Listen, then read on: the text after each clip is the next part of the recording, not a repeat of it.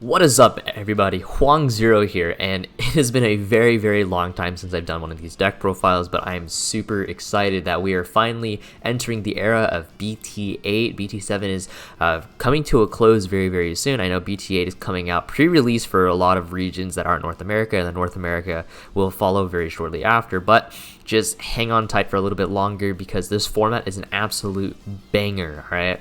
So coming up today, we do have an Imperialdramon deck profile. This Imperialdramon deck profile is a little bit more unorthodox, and I think you guys will really enjoy this. So, without further ado, no more blue hybrid, let's get started. To kick things off, we're going to talk about the biggest consistency booster in the entire Imperialdramon deck, the Vmon from Starter Deck 9. This Vmon digivolves from either blue or green and states, on play, reveal the top 3 cards of your deck, add 1 free type from among them to your hand, bot deck the rest. The reason why this Vmon is so good in the Imperialdramon deck is because almost every single Digimon in your deck is a free type Digimon. There are a few exceptions here and there if you decide to be a little bit more techie, if you will. But for the most part, the main core of the deck is all free type Digimon, so this Vmon will grab you most of your pieces. The free type does not exclusively only pertain to the Vmon line, it can also pertain to the Armadillo line, the Hawkmon line, even the Wormmon line, right? So Grand Kuwagamon Promo, for example, is a free type Digimon, and Kilomon from BT8 is a free type, Sylphimon is a free type, etc. There's a lot of really cool things that you can do with this deck. Following up on Vmon, we now have X-Vmon. This X-Vmon will digivolve from a blue or a green for 2. It does have jamming as its main ability, and then its ESS. While this Digimon has Imperialdramon or free typing in its trait, it will gain jamming. So this is one of the earliest pieces of aggression that you'll normally see coming out of the Imperialdramon deck. This card is absolutely insane. It gives you so much tempo to going into the game overall. I feel like this card is a really easy 4 of most cases. If you run 3, you're giving up a lot of aggression, especially in the mirror matchup, so generally you do want to run 4. Please note that this X-Vmon in combination with the new starter deck Imperialdramon is absolutely a menace because you can swing the X-Vmon with jamming, so it's guaranteed to live unless you hit a option, then Jogress into Imperialdramon. Imperialdramon will swing twice, and both swings will have jamming because Imperialdramon is a free trait Digimon, so that's really powerful. It's 3 guaranteed swings as long as you don't hit an option. But if you do hit an option, that is a lot of tempo that you potentially will lose. So for example, if you swing the X-Vmon early game and then you hit a Hell Scythe versus Mastemon, that is a lot of tempo you will lose because then you can no longer Joggers on that turn unless you commit a lot of resources to do so. So be really careful when you decide to swing the X-Vmon or even the Imperialdramon. Now speaking of Imperialdramon, this is probably the strongest card in the entire deck itself. Imperialdramon is normally 4 cost over blue or green, however if you were to DNA Digivolve or Jogress using a blue 4 and a green 4, it will cost 0, really strong. So with Jogress, what that does mean is that it is a brand new Digimon. So any prior effects that affect the Digimon will no longer carry over. It does not have summoning sickness, so it is able to immediately attack as well. So if you, for example, were to Korikaku freeze out X-Vmon, but then Jogress into Imperialdramon, you will not have the freeze, you will be able to attack. Imperialdramon when digivolving, if this is DNA digivolve, return one of your opponent's Digimon with 6,000 or less DP to the bottom of their deck. Really strong. That means blockers will get yeeted, as well as problematic cards like Gatomon. And then when attacking, unsuspend this Digimon. So Digimon, very strong aggression. It has a control element. It's really easy to play, and it's super searchable. Imperialdramon is absolutely an insane card in this format. Now going into the different tech options, because this is a 2-color deck, that means you have 2 different color pools to pull from. If you're pulling from green, then you can run tech cards like Hidden Potential Discovered or Mimi to accelerate your game. But if you run from blue, then you can use Howling Memory Boost or Sora Joe. At the start of the format, I really don't think a lot of people are going to be playing Memory Blocker. I think we'll see a lot less of that and more so trying to run cards that are specifically for specific engines, right? So we're running like 4 of each Vmon instead of 4 Madoki or whatever. So because of that, that means Memory Boost is going to be a really strong card because there won't be a lot of memory blockers to stop that. However, if you do anticipate this adaptation in the meta, then you can counter adapt by running Memory Blocker like the Madoki, like the Terriermon, whatever it may be. So I think there's a lot of really cool ways to predict how the format's going to go, and so making that meta call is going to be really important.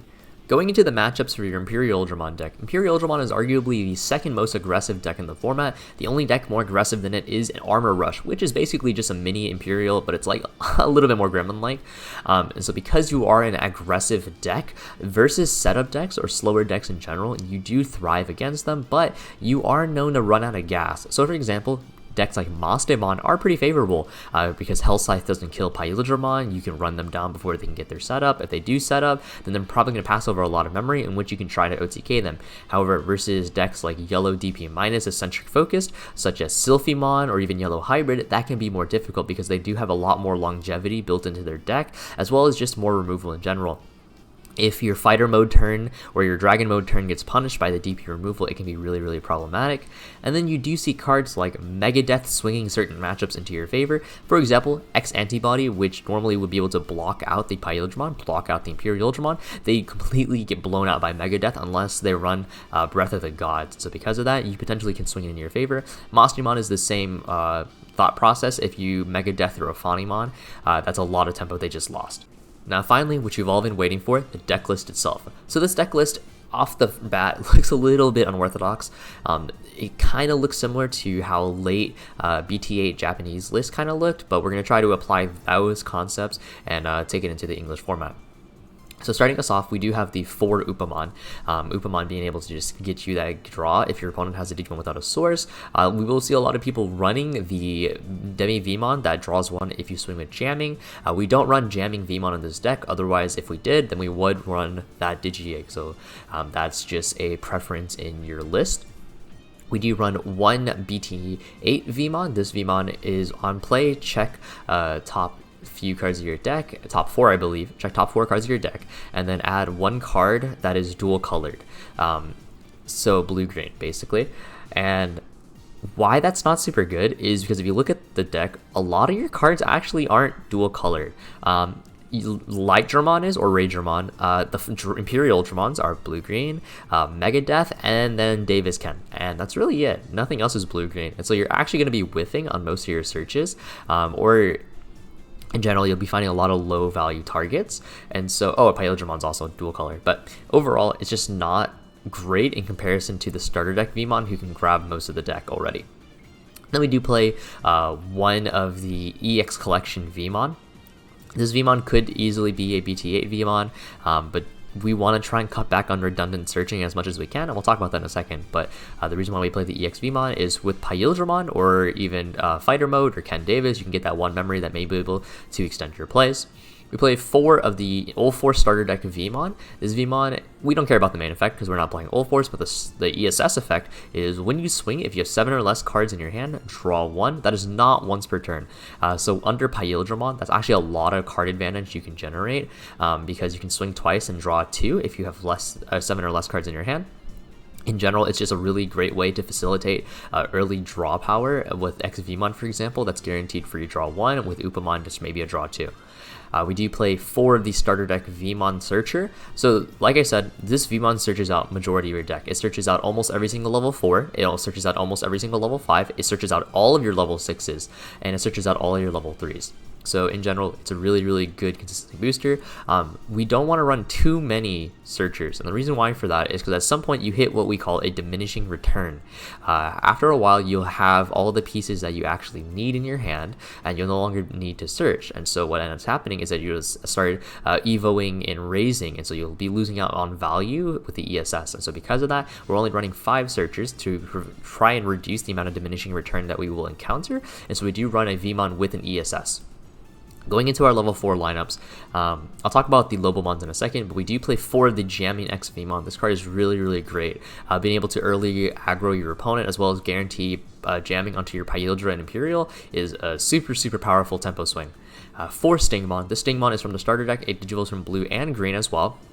Its main effect is if you have a blue Digimon on your board, you can hard slam this Digimon for 3, which is excellent because if you pull X Vmon out of Raising and you have a Davis setup or you have a Hammerspark even, then you can Jogress from 3 to go to 0, Jogress, and then make your plays. So this Stingmon's really great, and its ESS, when you attack, if you have blue Digimon, then you draw 1. So with Imperialdramon, double swing, that's not a once per turn on Stingmon, so you actually draw 2 off the Stingmon. So really, really great card advantage.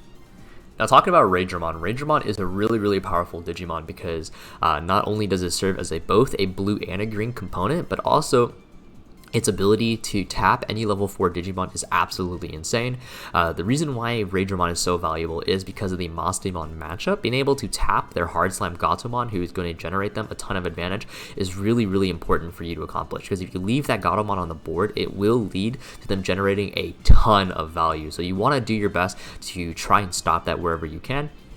And you play 3 Raidramon, you are more or less saying to your opponent, hey, I hope you're not playing Mastemon, and if you are playing Mastemon, then I really hope to draw into this card. I think any less than 3 is really bad this format just because of the prevalence of Mastemon in the format. 4 is really good into the Mastemon deck. Being able to punish, like I said, punishing Gatomon, or punishing even opposing level 4s, because it taps any level 4s. You can tap a blocker, for example, is another great way to use this card. But the Armor Purge is also really nice because then you can swing the Raidramon into security if it dies, and you go down to Vmon, and then you can Digivolve up, or you can make a lot of different plays with that. And then the 2 Lobomon. So Lobomon's actually really great. The reason why Hybrid is so good is because A, you run 6 Tamers, all of which are blue, so they can Digivolve into the Lobomon. B, it's an extender to lethal out your opponent, so if you swing XV, swing XV for 1, Digivolve into Imperialdramon, double swing, that's 3 damage, and then Digivolve into Lobo for game. So now you've ended your opponent from 3 security, which is a really easy threshold for you to obtain if you are the Imperialdramon player. So really good stuff. And then also it can act as a very easy bridge into Jagras. So let's say, for example, you don't have anything, but you need a Jagras. Well, you can Digivolve over your Tamer into the blue component, and then you can Hard Slime the Stingmon, and then bam, you have your Imperialdramon setup. Or if you bring Stingmon from Raising and you go, how do I get a blue component? Bam, Digivolve into the Lobomon off your Tamer. And so it is a really great way to extend your combos just in general. So we do run 14 level 4s in this deck, and for a lot of people that is a lot. It feels kind of weird, but think of Lobomon more as an extender or an option, really, more so than a Digimon, because the likelihood that you're Digivolving into the Lobomon is going to be very low in comparison to the rest of your deck. And so with that kind of logic in mind, it actually isn't that much. So we do play 4 Imperialdramon. Imperialdramon, absolutely insane card. There's no reason not to play no reason to play any less than 4. 4 is just perfect. This card is insane. It's your early aggro, it provides removal, it bot decks Gatomon, blockers, whatever it may be. It draws you a bunch of cards in combination with your inheritable sources. It's just a fantastic card overall. And then 3 Chimeramon. So this is where it gets a little spicy. So normally we would see Dino Beamon here in the slot as the backup level 5, Dino Beamon being able to Jagras with a blue-green component, and then tap a Digimon and prevent that Digimon from restanding. And that's great and everything. It's also searchable because it's free.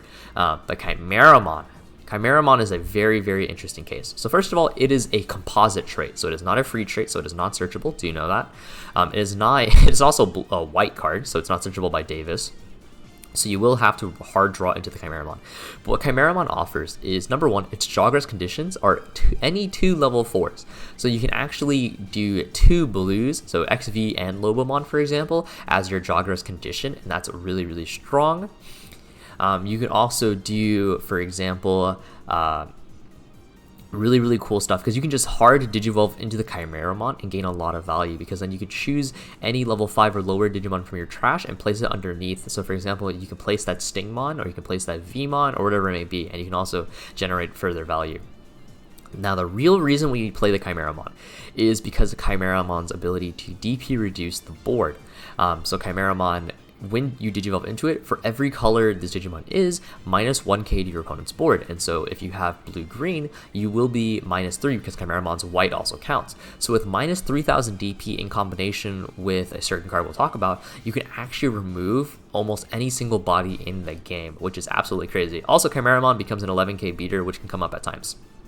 Now, you could also look into Shaco Imperial, who would replicate a similar role to this. Shaco Imperial is also really cool. It's a less aggressive version of Imperial that is a lot more focused on control healing aspects, but we can talk about that more in the future, or maybe even do a video on that. But the card that we're talking about that combines really well with the Chimeramon is the Fighter Mode. Fighter Mode is a 5-cost Digivolution over blue or green, but if you Digivolve over Imperial, then it is only going to cost 2. Fighter mode, when digivolving, bounces one Digimon that is 10,000 DP or less back to your opponent's hand. And this is where Chimeramon comes in, because Chimeramon's minus 3k means that any Digimon that is 13k or less is going to guaranteed be bounced back by the fighter mode. And why this is so good is because you have cards such as X antibody, so the Oryumon, or even Ophanimon fall down mode, that are really difficult to remove. So in Oryumon's case, he cannot be destroyed. In Ophanimon's case, when destroyed, she triggers and gets a non-deletion effect. But the Chimera fighter mode combo, you can bypass both of these circumstances and force your opponent to a really awkward state of tempo because you just got rid of their level 6 for relatively cheap. Fighter mode is also, when you attack, if you have a blue Digimon underneath, restand. And if you have a green Digimon underneath, tap one of your opponent's Digimon. So it's also really great at clearing out multiple bodies on the field. With Ken Davis, you can do some really sick plays as well. We play 3 fighter mode for that reason, because we want to see it in combination with the Chimeramon. Of course, you can bump Chimeramon up to 8 if you really feel like it. And then do note, I forgot to mention earlier, but this list has Mulligan in mind, just because we're seeing a Mulligan come up a lot more, and so that's the reason why we play so few rookies in this list. If you don't have Mulligan going forward into your tournament, then adjust your rookie ratios as necessary. And then 2, Dragon Mode. Dragon Mode is still a really, really powerful card. Being able to spit out 2 level 4s from underneath is a great card, because then you can Jogress another time into Pyldra or Chimera for another swing. So the combo is Pyldra, double swing, fighter mode, or not fighter mode, but Dragon Mode rather, spit out 2 bodies, Jogress into another Pyldramon, double swing again, and then you can go into another Dragon Mode, spit out another 2 bodies, etc, etc, etc. Really, really cool stuff. Dragon Mode is just not only an absolutely fantastic card to end your turn on, but it acts as a great extender. So now going into our options, we do have the one of Ice Wall. Ice Wall is still an insane card, stops your opponent from aggressing you, can completely stop lethal at times. It's a fantastic card in the mirror, really great as a security check. Overall, it's just a really, really powerful card. 3 Hammer Spark. If we could fit 4 Hammer Spark, we would, but 3 Hammer Spark is fine. Hammer Spark being able to give you additional memory to set up your Joggers plays is absolutely fantastic. It can also make it so you don't pass turn on the Dragon Mode to go into the Fighter Mode. 3 Megadeth. Megadeth is such a huge card. Megadeth is an absolutely huge card. If you don't play this card, you're probably griefing yourself. Megadeth is way too good in this format not to be playing. It's super easy for you to trigger, just needing a blue-green component, and let me look at your deck. Stingmon, Raidramon, your Imperials, whatever it may be. Ken Davis even, that's a Megadeth trigger. Megadeth being able to bounce and, excuse me, being able to bounce a card, really, really huge, because what that does mean is that Oryumon, like we were talking about, similar to the fighter mode concept, being able to bounce back the Oryumon for 5 as an option, or even insecurity, super duper huge. Really, really crazy card. If you don't run Megadeth, then your Mastemon matchup, your X-Antibody matchup, they all become significantly harder. So you definitely do have to play Megadeth to a certain extent.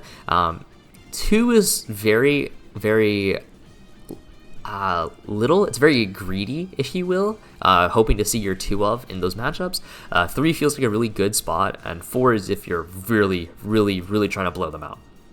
And then we play 1 Hidden Potential Discovered. It's a sack card, similar to Ice Wall. If you do see your Hidden Potential Discovered, then you just pop off, because then you can swing Pyldra, restand, tap Pyldra for Hidden Potential, Digivolve into Imperial, restand off of Ken Davis, and then just go off like that. Going into your Tamer lineup, 3 Davis. Davis is your memory Tamer. It searches for most of your deck. It searches for both a blue and a green, so if you find 2, you do add both. So more often than not, it is going to be a +2 in this deck, so it's really, really great. And then 3 Ken Davis. Ken Davis is a really good card because, one, it's a start at main phase effect, so you can pull your Digimon from the raising area and then get its benefits. And when you Digivolve into a blue-green Digimon, so the dual color Digimon, then you will restand, and that's really, really powerful. So the reason we play 6 Tamers, because we do see some people only play 2 Ken Davis, is because having that Tamer access in the mirror matchup is really, really huge. It kind of swings it in your favor, because if you see Tamer and your opponent doesn't see Tamer, then you are going to be in the lead. So this is my Imperialdramon list. I know I was rambling a lot. My throat's personally really dry right now. So on that note, thank you guys so much for watching. I know there are a lot of different ways you can build this deck. It's a really versatile deck, especially because you are pulling in from 2 different color pools. You can run Mimi, you can run Dino Beat, you can run Shakomon, right? So you can put in a Kilomon. A lot of really cool ways to build this deck. So thank you so much for watching. I hope this was educational, and yeah, take it easy.